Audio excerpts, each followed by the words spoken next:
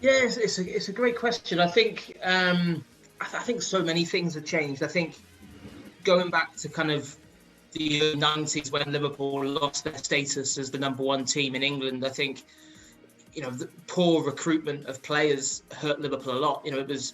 I think there was a bit of a misconception that Liverpool didn't have the money. They spent a lot of money back then relatively to that period, but the big issue was they didn't spend it wisely enough. And I think we've seen that a lot in the Premier League era. That when Liverpool have come really close, they came close under Roy Evans. I was a student at university under Roy Evans, and that team played some amazing football and should have won more trophies than it did, but they just didn't quite have enough quality to kick on. And of course, they also had the unfortunate thing of having a very, very talented Manchester United team around at that time. Of course, you had Wenger's Arsenal as well.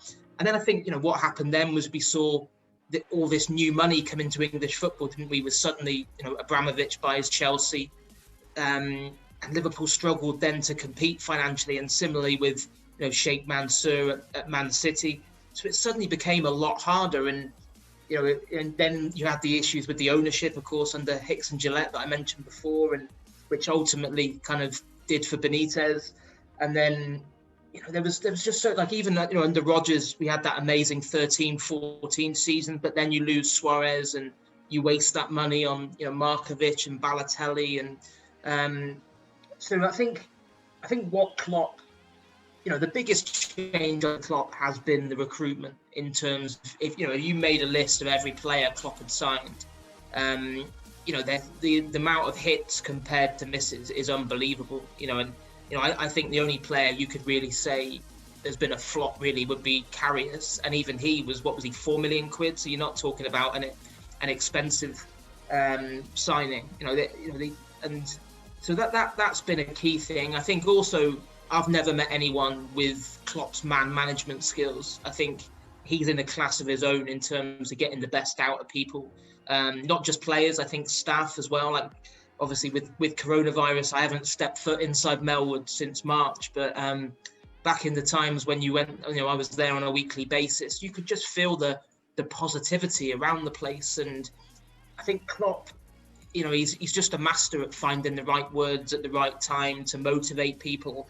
Of course, aside from his charisma, I think immense football knowledge and his tactical expertise and the way in which he surrounded himself with so many experts. I think, you look at, I think with Klopp, because everyone thinks about Klopp and the big beaming smile and the hugs, I think what gets overlooked a bit sometimes is, his attention to detail is ridiculous. Like, he leaves no stone unturned, whether it's, things like bringing in the throw-in coach, deciding, right, we're going to completely transform the way in which we're going to become a proper set piece team and make that count. We're going to have a real emphasis on nutrition, with bringing in Mona Nema.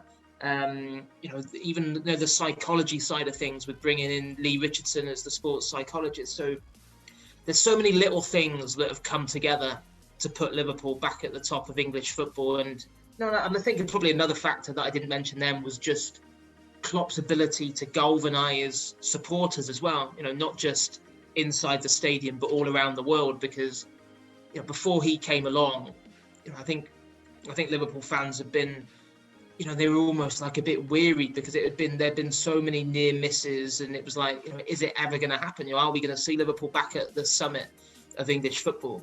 And he just made, from that first day when he came in, when he talked about doubters to believers, he certainly made everyone believe. And we've seen the value of that at Anfield, haven't we, with so many incredible nights, none better than that Champions League semi against Barcelona.